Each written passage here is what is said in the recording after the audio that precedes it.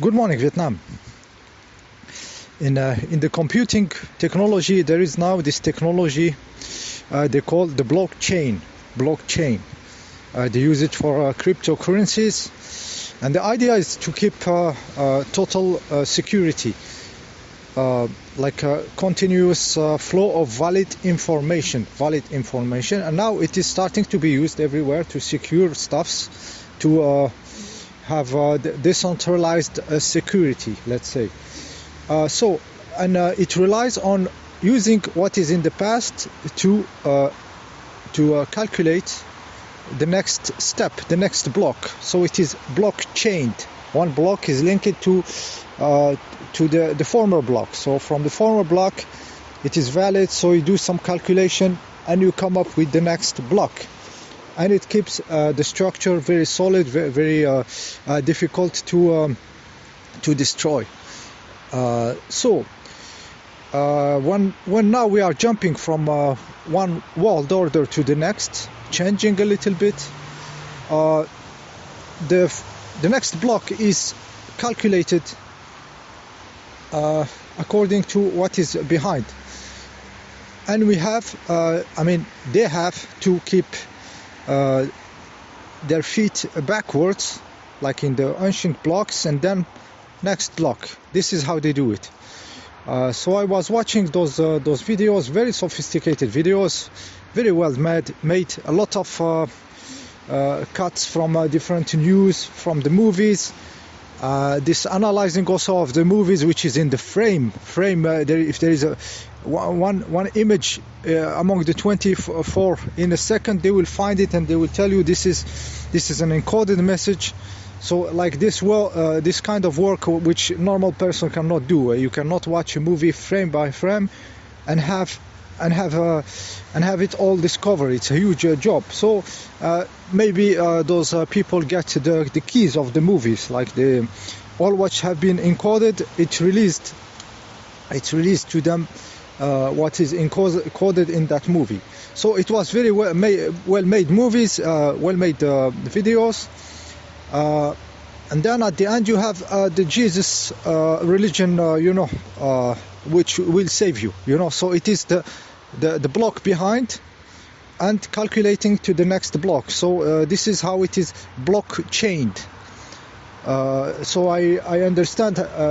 I don't know if they are doing it by purpose or like there is really intention, or it is just the reality doing like this through some people, between brackets, through something, So blockchain.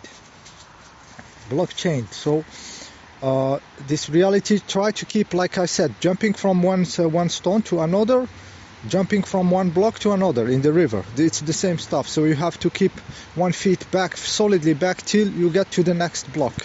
And this is why we see how much the church is saying about these things to be okay and everything. So one block is one block, and it's the same blockchain, the same control system. So let's say that every block is like a new version of the matrix, upgrade of the matrix, next iteration, I think they say, or something. Yes, a new world order. Those new world are continuous reorganization of our reality and everything. It's the movement of mathematical computing blockchain. This is how the logic is linear. They have to go one line. Okay, so we as awakening being, as a being that are awakening, we have to be free from this logic of blockchain even in our little life, like personal life, small circle, close to a circle. We have to stop this blockchaining ourselves. So that means what we do new, when we do something new, we try to do it without all the weight of the past. I have been like this and I am like this, and and you keep limiting yourself according to the line of your ego, what he has done in past, and regrets and stuff, and you keep yourself in the same blockchain. You keep chaining yourself. You know, so you have to do everything from a fresh departure, from like all the potential is here. Don't be limited by the past. The past actually is a lot of valid experiences, and that's it. The experience are here. They made you more efficient, more smarter, more awakened, more consciousness, more power. That's it. And you continue with the fresh movement every time. We don't need to blockchain ourselves because we are not afraid of losing control.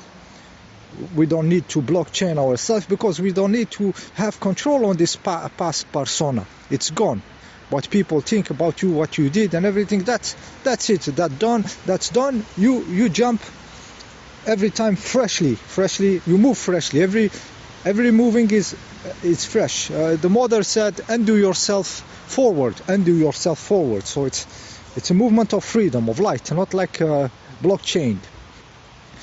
Okay. So one of the stuff also I detected they do is the concept of karma. They pushed the concept of karma to blockchain you. So you think that there is something computing everybody action, and then according to this action will create a next block. You know, so it's the law of karma, they say. Okay. But it is a distortion, because the karma, it's you. You do something wrong and you have regrets. Anybody with consciousness, he does something wrong and he keep, shit, I shouldn't do this, and he will even torture himself to that level and maybe create some stuffs in his life because he feels some stuff. So the consciousness is the one creating the life. You know, there is nobody computing and will arrange your life to make the stuff according to the past. It's your consciousness. It's your consciousness doing this by you being able to see what is good, what is bad. You know, what did you regret, what you will not do again. So once you understand it, that's it. You will not do it. You change. You go to upper level. So it's a movement of consciousness getting higher, more refined, more awakened, more lucid, and it's not a movement of business of action, this and that, like the karma, like blockchain. It's not that.